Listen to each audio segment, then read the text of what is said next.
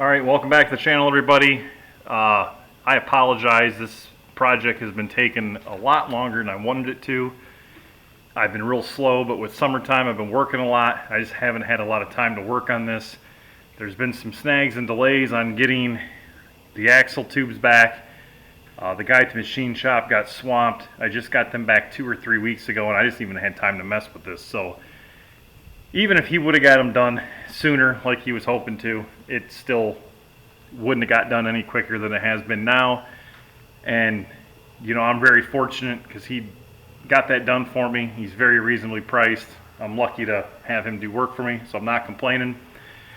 I don't even remember what part this is. I'm gonna have to go back and look because it's been so long, but I'm gonna be removing the ring gears from the 2-piece carrier and the 1-piece IH one. We're going to swap them. Then we're going to get everything back in here. And the next part of that is going to be meshing the gears with the ring and pinion gear. A little bit overview of what I've been doing here. This is the axle tube of the 30 millimeter. It was the same depth as this right here. These were both the same on the aluminum. We machined these down. I think we decided on 1/8 of an inch. So as you can see, the old one with what we shaved down faced off. On this one, 1/8 inch thick is what this turned out to be, and that was not up here, that was on the lower part of it, because these on the top are a little thicker anyway for bracing. So that's what we decided. It worked out perfect. I bolted it all up tonight. Here's the old top with the dipstick tube. I had to remove that. I took a plate off an older Cub Cadet and I just put that on there for now. Converting this to a diesel, I'm not going to be able to have this dipstick tubes in the way of the fuel tank, so I had to do that.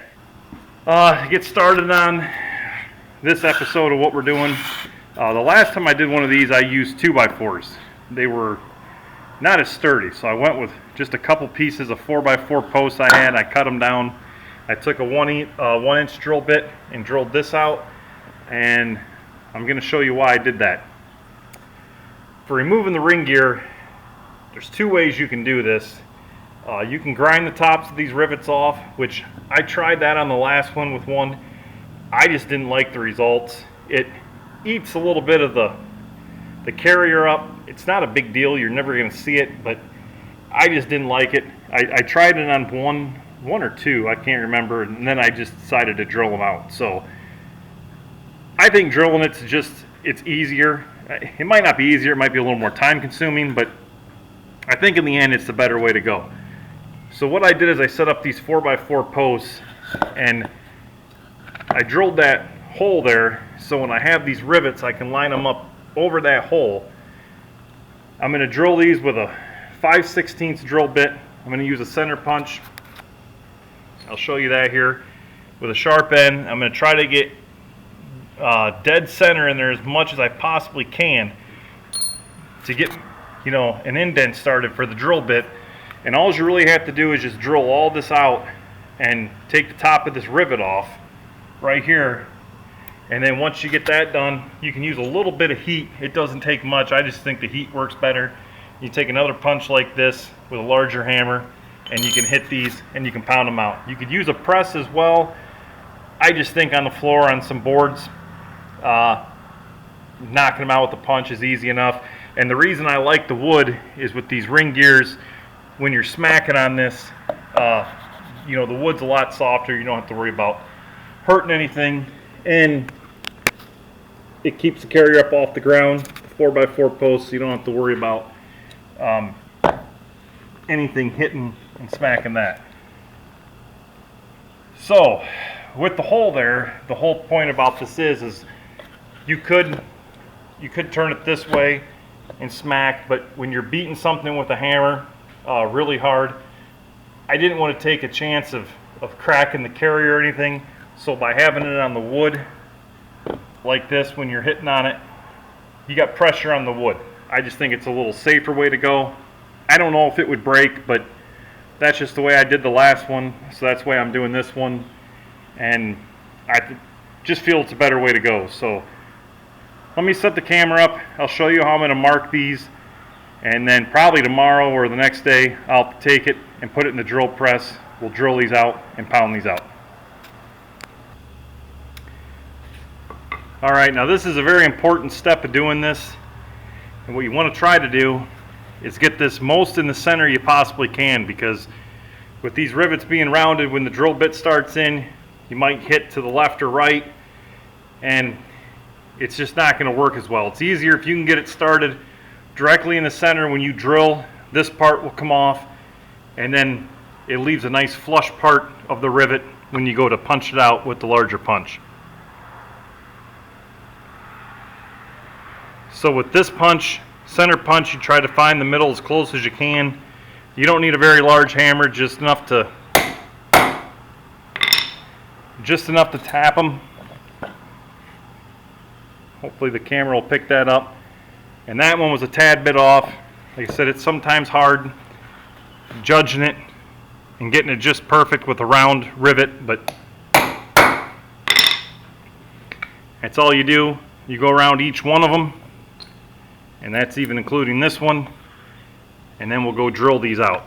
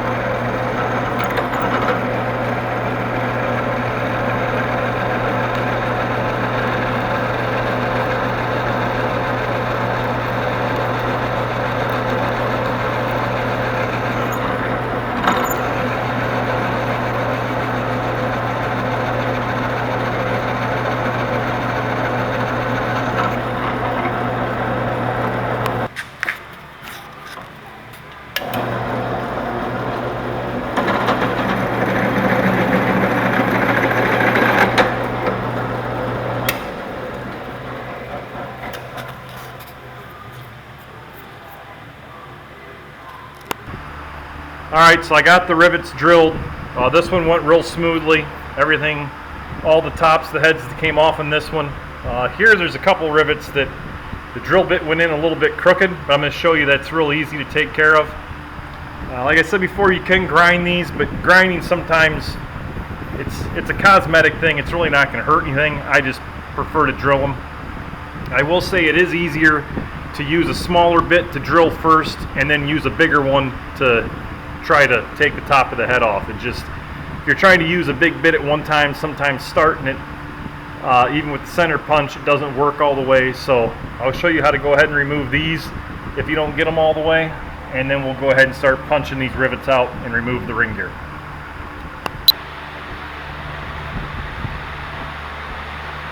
Alright, it doesn't take much. All I do is put it on a block of wood. That way you're not beating it on concrete or anything.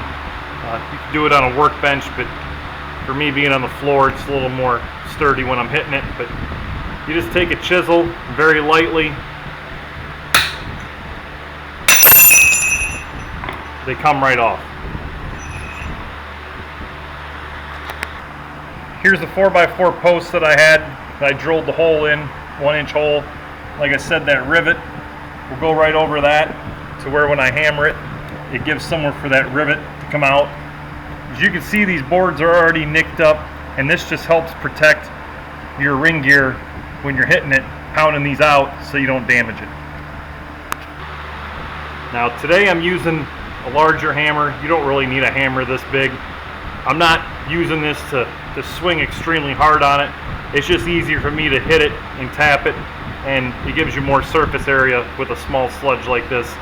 If I can't get these normal, I'll have to go ahead and throw a little heat to them, but it doesn't take much heat. They should come out pretty easy.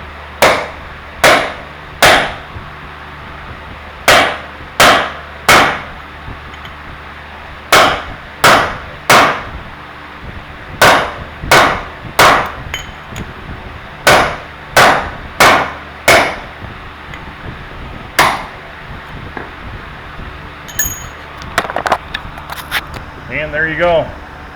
That rivet came right through. No harm done to the ring gear, but as you can see, the block of wood really does help protect it, and that's what the rivets look like. Okay, so I did get all the rivets out. I did have to use a little bit of heat on a few of them, so I used my little torch there, but it wasn't bad. Here's what all the little rivets look like when you pound them out. Now I did get pretty lucky on this one because when I hit it, the whole ring gear with the rivets in it came off. Now, normally I would say I'm not lucky because these are a pain to get out if it comes out that way, but fortunately this is the ring gear, the one that I need for this one, so them all came out fine. This is just going in a parts box anyway. I'll probably never use that one again, so it's not a big deal. One thing I did want to add is you do have to remove the gears from inside the carrier. On this one, the international one, you don't. It doesn't matter because their pin's flush. They have a roll pin that hits in there, or a dowel pin. This one goes through here and it sticks out just enough to get them snap rings on there that it won't allow the ring gear to come on and off. It gets in the way, as I can show you. So you have to remove the snap ring. You don't have to take all the gears out. I just did it anyway because, like I said, this one's going in the tractor, so I'm gonna clean everything up real good before I put this back in. So let me throw this up on the workbench and we'll attach this ring gear, the beveled ring gear, to the two-piece carrier. Alright, so I got everything set up for installation. You're going to need 8 bolts, 8 nuts, and what I'm using for the bolts is a 5/16 by 24 by 1 socket cap screw. Now these are hardened and they're fine thread. That way you're going to go on tighter, harder, and they should hold better. And then a 5/16 by 24 grade 8 fine coarse nut. And when I attach the ring gear to the carrier, I'm going to use red Loctite, the Extreme, and I cleaned these bolts off that go to hold the carrier together really good with brake parts cleaner to make sure they're clean and free of oil and debris. And I've been using this Permatex orange on stuff like that, and the orange is real good because it claims you can break it free with hand tools, but yet it has the strength of everything of the red. So I really don't want to heat something up if I have to take that off. I know the ring gear I'm never probably going to have to take off, so I should never have to take this apart, but that's how I do it. So I'm going to go ahead and get started. I'm going to put the ring gear on and I'll show you just the procedure of bolting it up. So the reason you have to use a socket cap screw, and I did this in another video, I explained this, but for all of you that haven't seen that one, if you put these in, there's no way to get a wrench on here to tighten them up. Put it on there to show you. This will go through here, and on the back side is where the nut's going to go. But you see how that's beveled in there for the ring gear? You can't get a wrench or anything, or even a socket. It's too close. So that's where these come in really nice and handy, is why we use these. So I'll go ahead and turn this over and I'll start putting these through, and then I'll start adding a little bit of Loctite to each one, and then as I do that I'll start inserting the nut on there.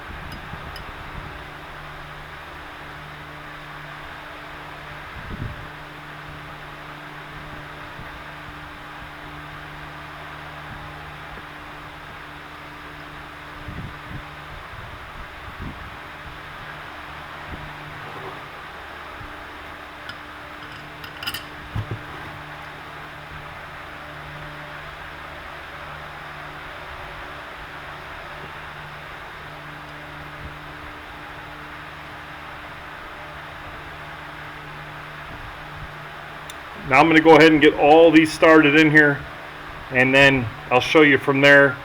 What you want to do is slowly tighten this down from this side to this side, from here to there, sort of like when you're putting on a car tire. And the reason is you don't want to pinch this carrier and chance cracking it or having it on there sort of crooked. So let me get the rest started and then I'll cut back in and show you. Alright, I got the new ring gear attached to the two-piece carrier. As you can see, All looks good. What I did, like I said, I tightened this one, this one, this one, this one, and then I went from here to there, back and forth. I got them pretty tight, and then I just kept going through, and I just tightened them as tight as I could get them. You could torque these if you wanted to. I'm not really sure on the torque specs, but I figured there's no way I'm going to snap these hardened bolts, putting them on as hard as I can by hand. So I just put them on there as hard as I can to where they won't turn no more, especially with the red Loctite, and I should be good.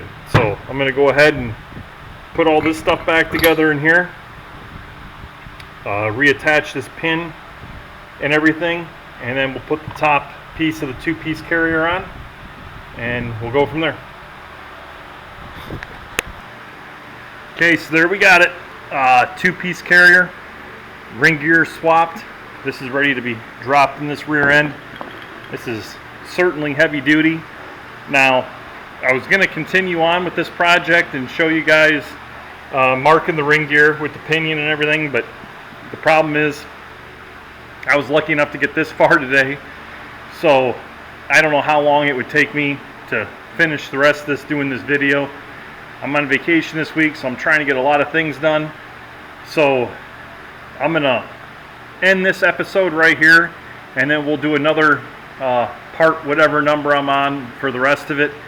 And I'm going to still try this week to get the carrier dropped in here, get the ring and pinion gear matched, and then I'm going to go ahead and we'll seal up everything, tighten everything down, all my covers, but I'm going to have to clean all that before I do it. So there will be another part to this series, should be the last part, but I don't want to make the videos too long anyways. I'd like to keep them shorter for you guys watching them. That way you don't have to watch them all at once.